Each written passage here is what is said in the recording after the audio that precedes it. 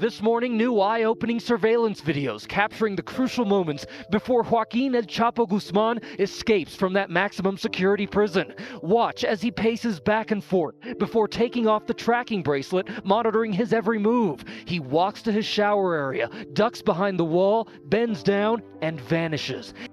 El Chapo, sporting a full head of hair and a mustache, successfully dodging two surveillance cameras, one mounted outside his cell's entrance, the other a closed-circuit lens inside. Destaco además. Mexican officials conceding the dangerous and infamous drug lord exploited that obvious blind spot, his shower stall, deliberately set up to protect the inmate's privacy. And something else, look, there even appears to be an electronic device, maybe an iPad or iPhone next to his bed.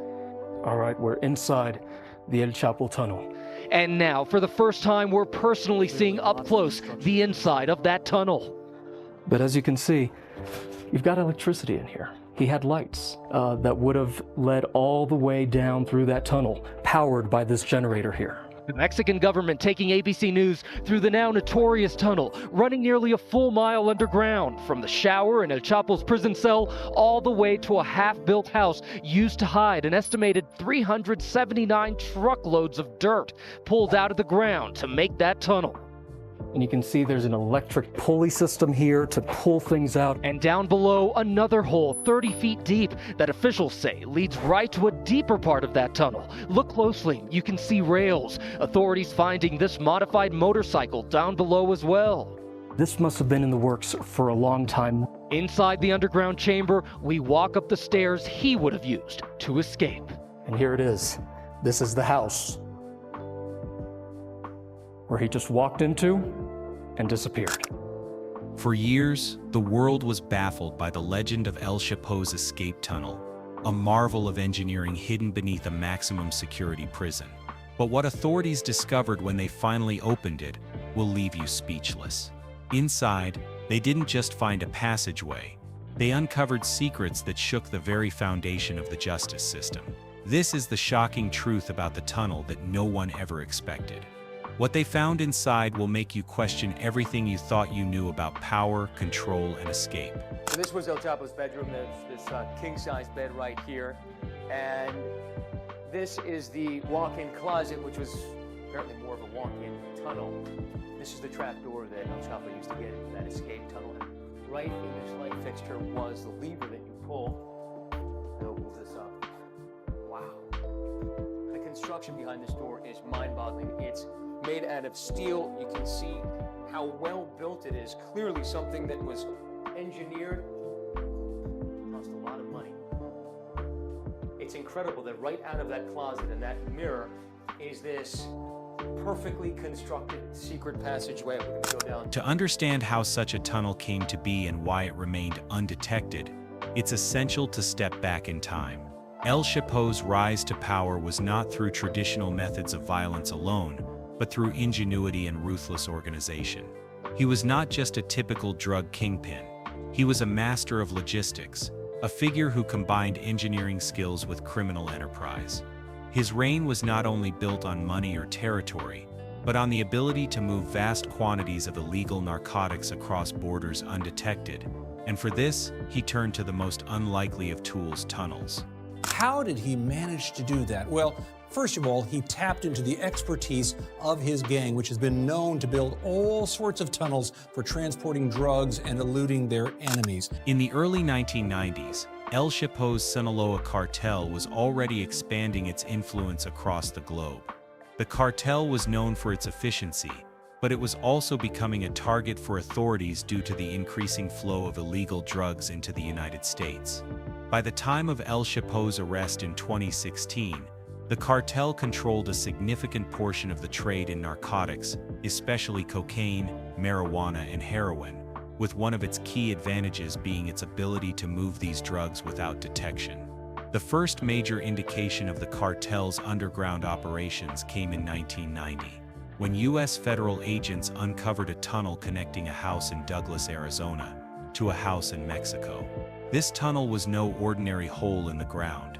It was a fully equipped, professionally constructed passage, complete with electricity and even a hydraulic lift beneath the floor of the safe house. The authorities were astonished. This wasn't just a fluke. It was a well-thought-out plan, and it marked the beginning of a new chapter in smuggling history. At the time, agents dismissed the discovery as an isolated event. But what they didn't realize was that this tunnel was only the beginning of a vast network that would come to symbolize El Chapo's reign. It was not merely a method of transport, but a symbol of the cartel's power and innovation. From that moment on, tunnels became the backbone of the Sinaloa cartel's operations.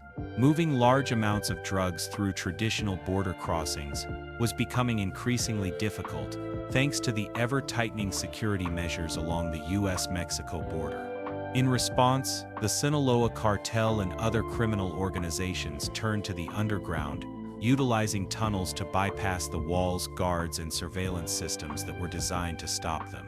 These tunnels weren't just simple passageways, they were engineered with precision, often built deep enough to avoid detection from ground-penetrating radar, and equipped with features like lighting, ventilation, and rail systems to carry large loads of drugs across the border in a matter of hours. The true genius of El Chapo's operations lay not just in the construction of these tunnels, but in their strategic locations. He zeroed in on areas like Otay Mesa, an industrial zone in San Diego, which offered the perfect cover. With factories and warehouses lining the streets, the constant noise and activity made it nearly impossible to detect the sound of digging or construction. The soft yet sturdy soil in this area made it an ideal place to dig, and the proximity to major transport hubs like Tijuana allowed the cartel to distribute drugs across the U.S. at a fast pace once they were brought through the tunnels. By 2010, law enforcement had discovered several such tunnels in the area, some equipped with advanced systems, including lighting, ventilation, and even a rail system to move tons of drugs quickly and efficiently. One of the most sophisticated tunnels was found beneath a commercial building in Otay Mesa, its entrance cleverly concealed beneath a floor that could be raised hydraulically, providing access to the passageway below. As authorities continued to uncover more tunnels, they began to realize the scale of El Chapo's operations. These tunnels weren't just built in makeshift locations, they were part of a well-coordinated high-stakes plan. They were engineered to withstand detection and remain hidden from authorities for as long as possible. In some cases, agents discovered that these tunnels were not just simple smuggling routes, they were elaborate underground highways, complete with features like solar power, air conditioning, and even sophisticated security systems. As a result, the cartel was able to move massive amounts of narcotics, undetected, often in the dead of night, across the border in a matter of hours. The numbers were staggering. The success of the Sinaloa cartel's tunnels marked a seismic shift in the drug trade, especially in the western U.S.-Mexico corridor. Whereas most illegal drugs had traditionally been transported through the Caribbean or across the open seas, the U.S. government's increasing crackdown on these routes forced traffickers to look for new ways to smuggle their goods. This led to the rise of the Sinaloa cartel's underground network, which was soon regarded as the most efficient and covert operation of its kind. As the cartel's influence grew, so did the sophistication of its tunnels. By 2010, law enforcement had uncovered a total of 75 tunnels used by the Sinaloa cartel. Some were so deep underground that even the most advanced detection technology failed to locate them. Many of the tunnels were located beneath warehouses and abandoned buildings, their entrances disguised as ordinary structures. The tunnels were so expertly built that they remained undetected for years, even though the cartel used them to move tons of narcotics each day. This underground network became a crucial part of El Chapo's empire. It was a logistical masterpiece, allowing the Sinaloa cartel to smuggle drugs into the U.S. with relative ease and efficiency. At its peak, the cartel had a vast network of tunnels stretching across the U.S.-Mexico border, allowing them to control the flow of narcotics into major cities across the sheer volume of drugs that passed through these tunnels was staggering. Billions of dollars worth of cocaine, marijuana, heroin, and methamphetamine. However, the authorities were beginning to catch on. By the time of El Chapo's arrest in 2016, U.S. law enforcement agencies, including the DEA, FBI, and Homeland Security had begun to increase their focus on El Chapo's operations, recognizing that the cartel's underground tunnels were its greatest strength. Despite this, the tunnels remained remarkably difficult to track and destroy. Even after El Chapo's capture, the network of tunnels continued to function, albeit under different leadership, and became a symbol of the cartel's enduring power. This is where the shocking discovery of the tunnel beneath El Chapo's prison comes into play. After his capture, authorities believed that they had finally brought an end to his reign, but the discovery of the tunnel revealed just how far-reaching his empire had become. Despite being imprisoned, El Chapo was still able to orchestrate smuggling operations through the very prison meant to contain him. The discovery of the tunnel beneath the facility was a stark reminder of his ingenuity and the lengths to which he was willing to go to maintain control over his criminal enterprise. In many ways, the tunnel symbolized everything that El Chapo represented: ruthless, cunning, and always one step ahead. As investigators began to piece together the extent of the underground network, they realized that this was more than just an escape route. It was a clear indication of El Chapo's continued grip on the cartel, even from behind bars. And it left one important question unanswered: how had no one noticed the tunnel until now? The answer lies in the nature of El Chapo's operation. This wasn't just about drugs. It was about building an empire that could survive even the most intense law enforcement efforts. It was about using ingenuity, resources, and power to create a criminal infrastructure that could outlast the authorities. And in the case of the tunnel, it was a stark reminder that even in the face of the law, El Chapo's legacy was far from over. To understand the full extent of Joaquin El Chapo Guzman's criminal empire, it is essential to look at his rise to power and the methodical ways he built his empire. El Chapo didn't just rise to prominence by being a ruthless leader. He also relied on his ability to innovate and adapt in a constantly shifting criminal landscape. From the beginning, he understood that smuggling and transportation were vital to the success of his cartel. He also knew that moving large quantities of illegal substances across international borders required more than just bribed officials. It required precision, secrecy, and above all, an ability to think several steps ahead. El Chapo's rise to power can be traced back to his early days in the Sinaloa Cartel, which he joined in the late 1980s. At the time, the cartel was one of many that operated in Mexico, but El Chapo's unique ability to think strategically and build alliances quickly set him apart. His rise within the cartel was swift, and by the early 1990s, he had become one of its most powerful figures. His ability to make connections with key figures in the Mexican government and law enforcement helped solidify his position and expand his influence. However, it wasn't just his ability to navigate the political and law enforcement landscape that made El Chapo so dangerous. It was his deep understanding of the drug trade and his ability to move narcotics across borders with precision. While the Sinaloa cartel had traditionally relied on smuggling drugs through conventional routes, often via boats, planes, or hidden compartments in vehicles, El Chapo recognized the need for a new approach. As the U.S. began ramping up its efforts to combat drug smuggling, the traditional routes became increasingly risky. El Chapo, however, saw an opportunity: the underground.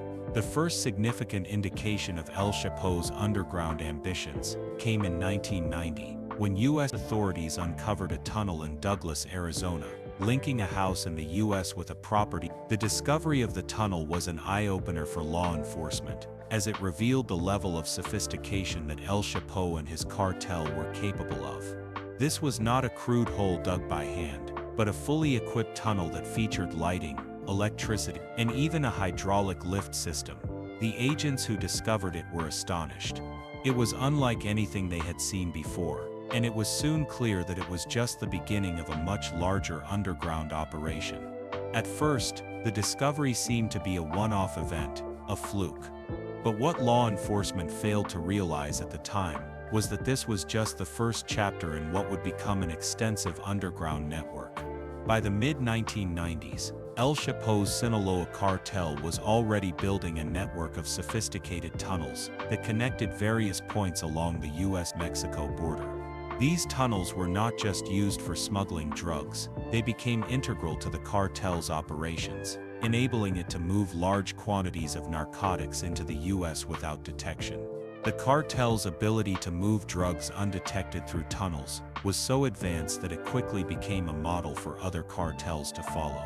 By the early 2000s, the US-Mexico border was increasingly fortified, and security measures such as surveillance cameras, checkpoints, and patrols made it harder for smugglers to move drugs through traditional routes. This created a perfect storm for El Chapo and his cartel, who were already well-positioned to take advantage of the growing demand for their product. They turned to tunnels as a way to maintain their dominance in the drug trade.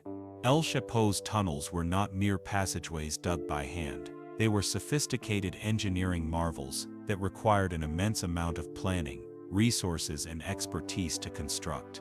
Some of the tunnels were over a mile long, and they were equipped with systems to keep them operational and safe. Many tunnels had lighting, ventilation, and rail systems designed to move tons of drugs quickly and efficiently. The cartel's use of technology and innovation gave them an edge over law enforcement, who were often unaware of the tunnels until it was too late. The most notable aspect of these tunnels was the precision with which they were built. The Sinaloa cartel's engineers and workers used advanced techniques to dig through rock and soil, ensuring that the tunnels would remain undetected for as long as possible. Some tunnels were so deep underground that even the most advanced detection equipment failed to locate them. The construction process for each tunnel was carefully planned, with each one built to meet specific requirements.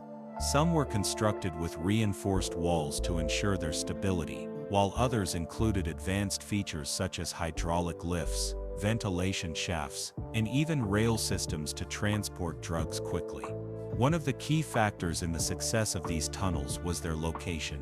El Chapo's cartel carefully chose areas where the soil was soft enough to dig through, but sturdy enough to hold the tunnel's structure. One of the most famous areas for tunnel construction was Otay Mesa, an industrial zone located just south of San Diego. The area's proximity to the US-Mexico border made it a prime location for smuggling, and its dense network of warehouses and factories provided perfect cover for the cartel's operations.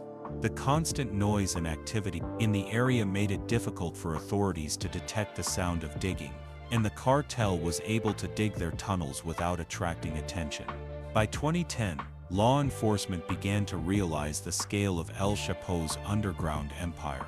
The discovery of multiple tunnels in Otay Mesa and other areas along the border revealed the extent to which the cartel had built an underground infrastructure capable of moving large quantities of drugs across the border in a matter of hours. These tunnels were not just used for smuggling marijuana or cocaine, they were also used to transport weapons and other illicit goods.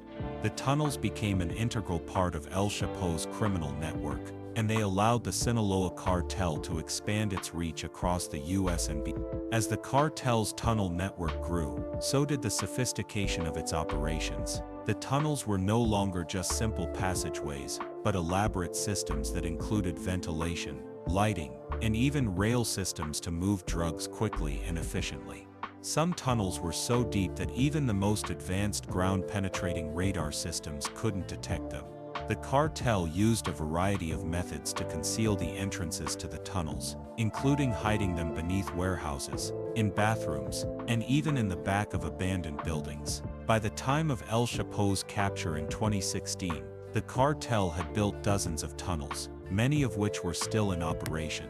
Despite his arrest, El Chapo's tunnel network did not immediately come to an end. Other drug traffickers and cartels continued to use the tunnels for smuggling operations, and even after El Chapo's arrest, the Sinaloa cartel remained a dominant force in the global drug trade.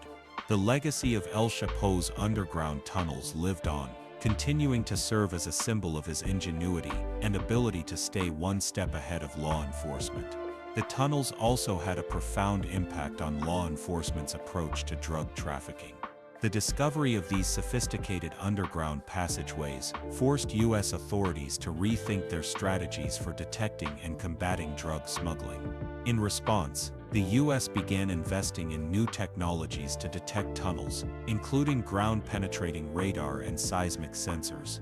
However, as the cartel's tunnels became more advanced, even these technologies proved to be insufficient in detecting them. The cartel's ability to build such advanced and well-hidden tunnels highlighted the limitations of existing detection methods and underscored the challenges faced by law enforcement in their efforts to combat the drug trade. El Chapo's tunnels became more than just a means of smuggling. They were a symbol of his criminal empire and the lengths to which he was willing to go to maintain control over his operation. They were also a testament to the cartel's ability to adapt and innovate in the face of growing law enforcement pressure. The tunnels were a key part of El Chapo's strategy for staying ahead of the authorities, and they allowed him to continue moving vast quantities of drugs across the U.S.-Mexico border, despite the increasing efforts to stop him. While El Chapo's tunnel network was ultimately uncovered, the fact that it remained hidden for so long speaks to the cartel's ability to operate in the shadows and the limitations of law enforcement's ability to detect and prevent such sophisticated operations. The tunnels were not just a tool for smuggling drugs, they were a means of maintaining power and control over the global drug trade. And even after his capture, the tunnels remained a powerful reminder of the ingenuity and ruthlessness that defined El Chapo's reign. The hunt for Joaquin El Chapo Guzman, one of the most notorious criminals in modern history, was one of the most intense and high-profile manhunts in recent memory. His criminal empire had grown to unprecedented levels, and his ability to evade capture time and time again left law enforcement agencies around the world frustrated and in awe. The story of how El Chapo was ultimately brought to justice involves not just his criminal, but also the tireless efforts of multiple law enforcement agencies, both in the United States and Mexico, who relentlessly pursued him. The story of the manhunt began long before El Chapo's eventual arrest in 2016. His notoriety grew as his criminal empire expanded across the globe, from the United States to Europe, Africa, and Asia. As the head of the Sinaloa cartel, El Chapo controlled a vast network of drug trafficking routes, moving everything from cocaine and marijuana to heroin and methamphetamine. His influence reached far beyond the drug trade, with his cartel also involved in money laundering, arms smuggling, and even human trafficking. His ability to maintain such an extensive empire was due in large part to his remarkable ability to avoid capture. One of the key factors in El Chapo's success in evading authorities was his use of underground tunnels, which allowed him to move freely across the U.S.-Mexico border. These tunnels were a marvel of criminal, designed to evade detection by even the most advanced law enforcement tools. Some tunnels were equipped with lighting, ventilation, and even rail systems to help transport drugs quickly and efficiently. These tunnels allowed El Chapo to move vast quantities of narcotics across the border while remaining undetected by law enforcement. The sheer scale and sophistication of these tunnels made it almost impossible for authorities to keep up with his movements. However, while El Chapo's tunnels gave him an edge, it was his ability to blend in with society and his use of his network of loyal associates that allowed him to continue to evade capture. He maintained a low profile, rarely staying in one place for too long. He used a network of safe houses across Mexico, often switching locations at the slightest hint of danger. In addition to these safe houses, El Chapo employed a sophisticated counterintelligence network that helped him stay one step ahead of law enforcement. His associates were carefully vetted and trusted, ensuring that his inner circle remained loyal and protected him from betrayal. Despite the numerous attempts to capture him, El Chapo remained elusive. Authorities, in particular, were frustrated by his ability to slip through their fingers time and time again. The frustration reached a boiling point in 2014, when both the US and Mexican governments agreed to step up their efforts to bring El Chapo to justice. This was a pivotal moment in the manhunt, as it marked a shift in how both countries would cooperate in their pursuit of the fugitive. One of the first major breakthroughs came in 2014, when U.S. authorities intercepted a phone call from one of El Chapo's inner circle. The phone call led agents to a safe house in the Mexican city of Culiacan, where they hoped to find the cartel leader. However, El Chapo was once again one step ahead. When agents raided the house, they discovered that El Chapo had escaped through a hidden tunnel, once again evading capture. This incident only fueled the determination of the task force assigned to bring him to justice. The breakthrough came when U.S. agents, working closely with their Mexican counterparts, began to trace the movements of El Chapo's associates. A wiretap revealed crucial information that pointed to a network of safe houses, hideouts, and secret routes that El Chapo used to avoid detection. As law enforcement gathered more intelligence, they began to close in on El Chapo's location. One of the key pieces of information came from a former associate of El Chapo, who provided authorities with critical details about his whereabouts. As the manhunt intensified, it became clear that El Chapo was no longer just a criminal to be caught. He had become a symbol of defiance, evading justice time and again. His ability to slip through the cracks of law enforcement had made him not just in the world of crime but in the eyes of the public as well. It was this public fascination with El Chapo that made him even more dangerous. He was not just a criminal mastermind, he was a figurehead, a leader who inspired loyalty and fear in equal measure. The final push to capture El Chapo came in 2015, when a series of raids targeted his network of safe houses. Mexican Marines, with the assistance of U.S. intelligence, began to zero in on Culiacan, El Chapo's hometown. The operation was intense, involving a combination of traditional law enforcement tactics and advanced surveillance technology. On February 17, 2016, Mexican Marines raided a house in Culiacan, which they believed contained El Chapo.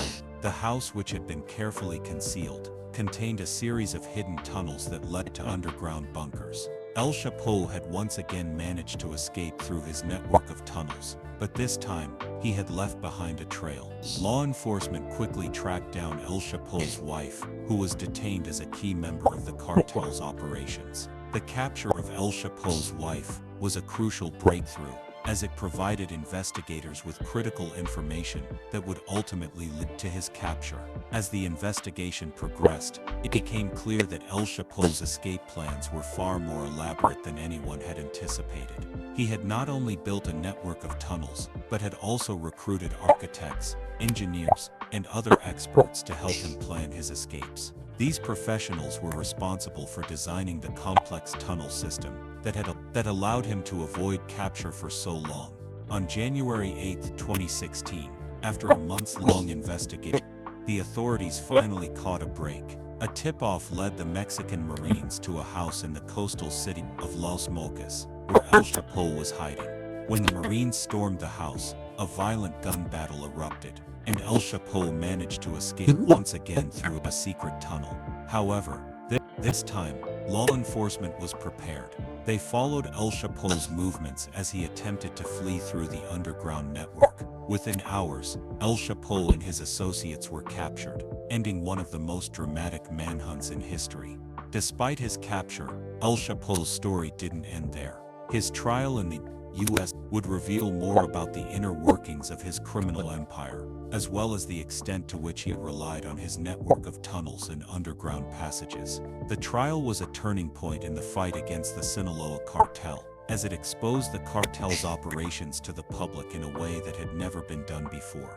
El Chapo's reign didn't end with his arrest. In fact, the period that followed revealed just how far-reaching his influence had been, not just in the world of drugs, but in the very institutions designed to stop him.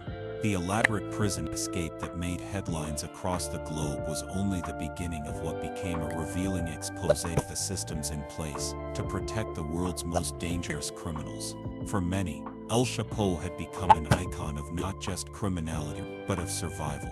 His ability to outsmart, evade, and corrupt was something that would leave an indelible mark on history. While law enforcement worked relentlessly to dismantle his empire, One of the most significant aspects of El Chapo's power was his ability to manipulate and infiltrate the very institutions meant to stop him. His series of escapes from high-security prisons was not only a testament to his criminal ingenuity, but also to the depths of corruption that allowed him to continue operating from behind bars. The story of how he managed to bribe his way through government systems and law enforcement ranks was one that would change how the world viewed global crime. One of the most famous escapes occurred in 2015, when El Chapo was incarcerated at the Altiplano prison, considered one of Mexico's most secure. However, despite the heavy security, El Chapo was able to escape by using a tunnel that had been meticulously constructed beneath the prison. The tunnel was an engineering marvel, complete with lighting, ventilation, and a rail system that allowed him to escape in a modified motorcycle. This audacious escape exposed a vulnerability in the prison system and underscored how El Chapo's associates were not just ordinary criminals, but professionals capable of carrying out highly complex operations. While his escape from Altiplano in 2015 was undoubtedly one of the most dramatic moments in his criminal career, it was also a moment that revealed the extent to which El Chapo had infiltrated the very systems meant to hold him. In the aftermath of the escape, there were widespread fears of corruption within the Mexican government and law enforcement agencies. Many believed that officials had either been complicit in or negligent toward the escape. Investigations into the events surrounding the escape revealed that El Chapo had managed to secure inside help, which included individuals within the prison system who provided him with the resources to execute his escape plan.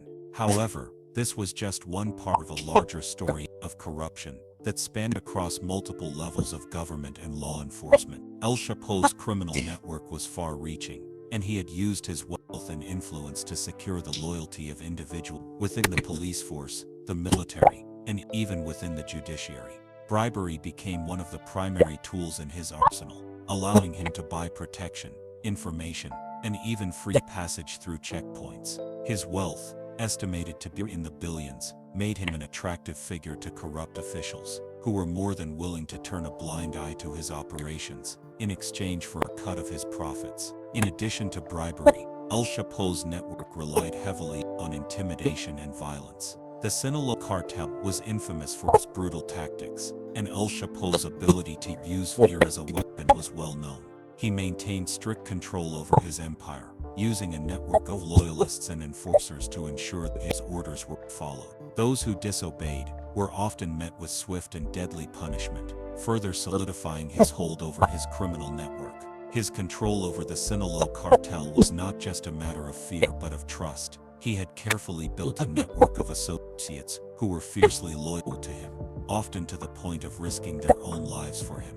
While El Chapo's reign of terror was marked by violence and intimidation, it was also characterized by a remarkable ability to adapt. He was able to stay one step ahead of law enforcement for decades by constantly evolving his methods and diversifying his operations. His use of tunnels, for example, became increasingly sophisticated over time.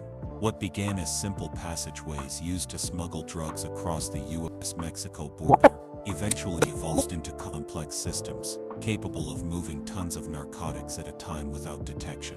These tunnels were so well constructed that even the most advanced detection technologies were unable to find them, allowing El Chapo to maintain his dominance in the drug trade. The most telling aspect of El Chapo's ability to stay in power for so long was his attention to detail. His operations were built on a foundation of careful planning and long-term strategy. He didn't just rely on brute force to achieve his goals. He used intelligence, innovation, and manipulation to ensure that his empire remained intact, whether it was through the use of high-tech smuggling methods or by buying off officials. El Chapo's empire was a product of both criminal genius and deep-seated corruption.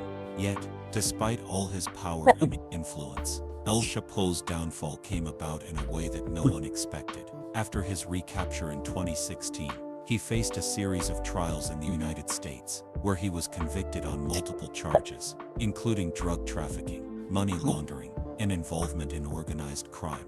The trial was a public spectacle, revealing much of the inner workings of the Sinaloa Cartel and the lengths to which El Chapo had gone to avoid capture. The prosecution painted a vivid picture of a man who had ruled over an empire built on fear, corruption, and bloodshed.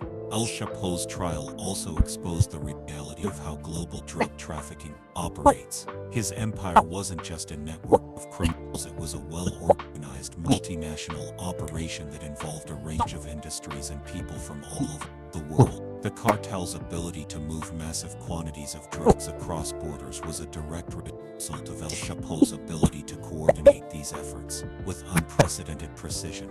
The trial also showed how deeply ingrained the cartel's influence was in the global economy, with connections in the US, South America, Europe, and Asia. Despite his imprisonment, El Chapo's legacy continues to affect the world of organized crime. His name is still synonymous with the highest levels of criminality, and his methods are still studied by both law enforcement and criminals alike. His empire may have been dismantled, but the system he built remains a blueprint for how modern criminal organizations can operate with such efficiency and impunity. El Chapo's capture and the subsequent trial were a significant victory for law enforcement, but they also raised important questions about the role of corruption in global crime. His ability to manipulate systems meant to stop him, combined with his criminal ingenuity, showed just how deeply entrenched corruption could be within institutions. The story of El Chapo serves a chilling reminder that no matter how sophisticated the systems in place to stop crime may be, there will always be individuals who can find ways to bypass them. As El Chapo now spends his days in Florence, a maximum security prison in Colorado, the world is left to reflect on the complexity of his reign. His story is one of criminal brilliance, unimaginable wealth, and a deep understanding of the systems that enable and sustain organized crime. In the end, El Chapo was caught not just because of the efforts of law enforcement, but because his own arrogance and underestimation of the determination of those pursuing him led to his downfall.